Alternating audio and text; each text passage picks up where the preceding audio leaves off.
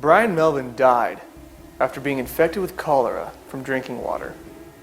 He describes how his soul was separated from his body and taken to hell. While in hell, his demon guide showed him miles of cubes, most of them containing the souls of people suffering their own personal hell for their deeds during their life on earth. And as we were walking along, I realized that hell is just an enormous big place, and there's many other parts to hell that I did not see. I just saw this place called the pit. And so it says, "It's been granted to thee, follow me out to the middle of the road." So he walked out in the middle of the road, and all these demons and creatures running around, and I saw all these people in various stages of torment. And some of these demon creatures inside these cubes were going in at will. And they would be attacking people in various ways. But to the people, they look like other people, or times in their lives, or they look like demons. Whatever their worst nightmare was is basically what they were living. We walked along to another cube, looked inside of another individual that was there, and it reminded me of an old sailing ship. And this guy used to be a captain of the ship, and he was being flogged. Things that he did on this old sailing ship. He did it for pleasure for these people because it was his ship, and he liked to be mean to his crew, and it was being meted back to him. I noticed this being, this creature looking at me. It was in a cube at first, and the person who was looking at this creature is one of those tall creatures with the faces that went around, but it was of a beautiful purplish color in a way, kind of a beautiful creature, but hideous at the same time. And with its faces revolving around, very seductive, very, very flattering, very, very persuasive. It would try to plant thoughts in your mind, trying to tell you, why would such a good God allow people to suffer like this? It was trying to get me to curse God. I really don't know who the demon creature was. I know he had great power and authority. He either was the second in command or he could have been Satan himself. This one vortex was spinning, and a lady that had just died in a car wreck came through, and she was deposited right there. And I saw her as she arrived, and inside her cube, she saw it as the illusion of her grandmother's farm, her grandparents' farm that she loved so well as when she was growing up. And her grandmother recently passed away too, so she got in this cube, and immediately she thought she was in heaven because there was a grandmother waiting there welcoming her. The grandmother that was actually a demon that gave the illusion of being the grandmother said, "Dear Pudding, you made it to heaven. I'm so glad you're here." And she really thought that she was in paradise. But there was a darker side to her. She would make her children be what she wanted. Her children wanted something else. She wanted them to be this. And if they didn't do it her way, it was the fist. It was verbal abuse. It was cutting down. So as she sat down, I was watching it, and the tree's limbs just grabbed her. And then she realized she was not in paradise. And as we passed some cubes, there were people inside, and they were trapped in flames. And it was like their skin was still intact, but they were burning. And there was an individual, and he was playing pool. And this guy was a child serial killer, but he lived in the 1940s. But he was in this pool hall playing this pool before the punishments would commence again. He thought he had a break. And then these people in there would torment him and come and run and just grab him and tear him up. And out of the sky I could see this big demon coming down. It reminds me of a snake. He just gobbled him and swallowed him. Then all these other little demons came up and said, "That's no fair. We didn't have our chance with him yet." Regurgitated him back up. He was whole. I know this sounds really bizarre, but that's what happened. Then all the other little demons, little teeny things, about 3 foot tall, just jumped on him, and he was powerless. And they were beating him and clawing him, and there was no rest for this guy whatsoever after that. It was constant torment. Everything that he ever done was being justly put back to him. I came to a cube, and I was looking at this, and this was a woman. She was dressed in fine garb. She was a temple prostitute, basically what it was. And she was somebody who died in Corinth around 69 AD. For a price, she would have a newborn son. For some reason, their religion was some strange thing. When you have a newborn son, you can offer it into a statue, and there's flames underneath the statue. You put the baby on the statue, and basically the baby will be cooked.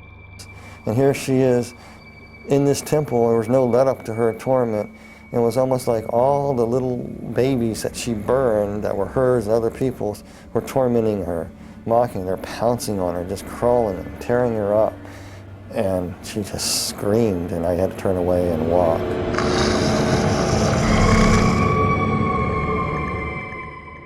There was an individual that she practiced the black dark craft. She was a witch. I just knew that she was a witch, but she died many hundreds of years ago. But she was trapped in a coffin, scratching, trying to get out. She couldn't get out. She was in that position for years and years and years and years, hundreds of years.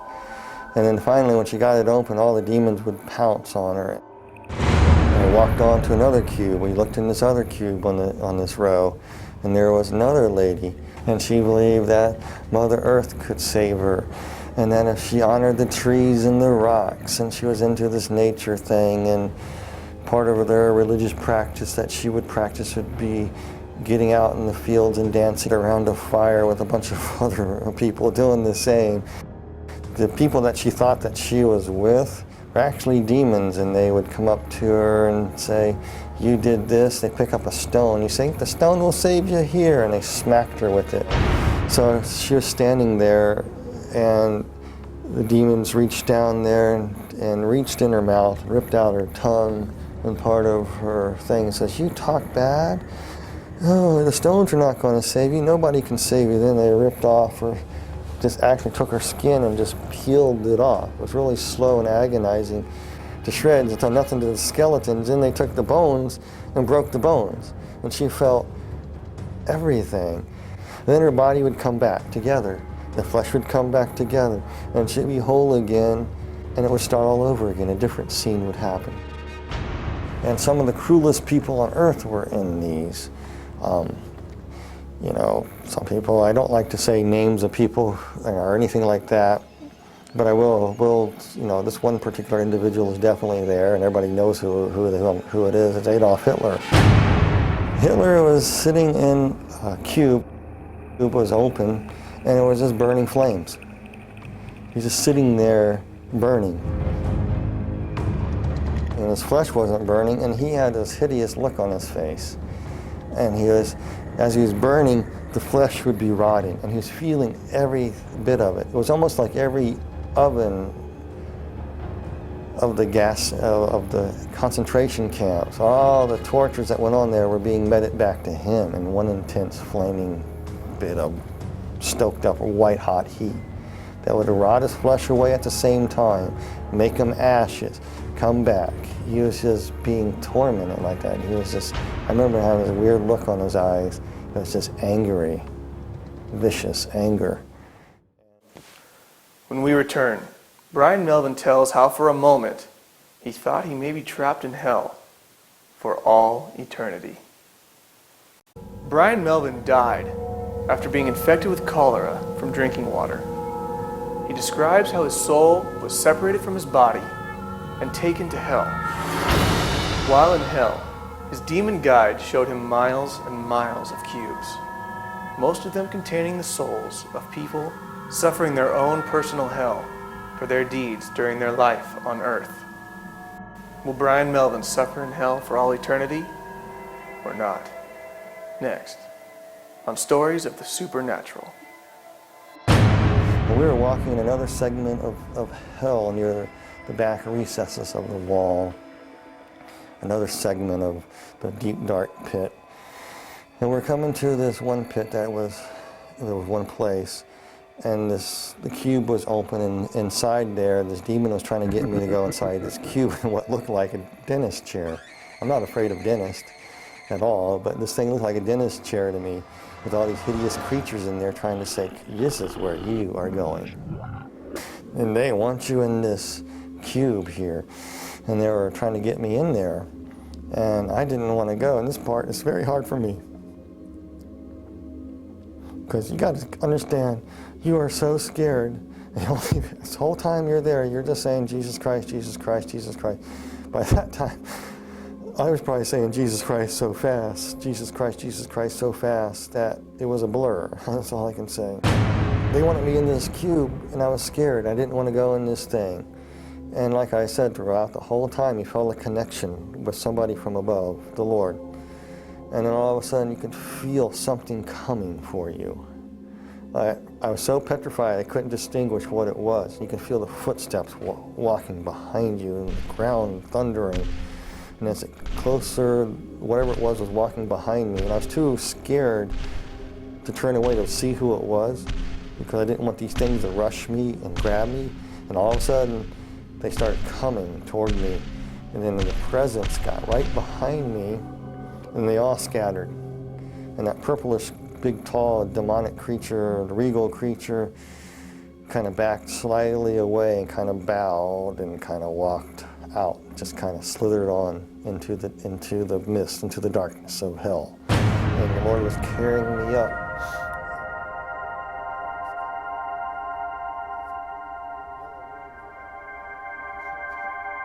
And I think who it was Jesus. He picked me up.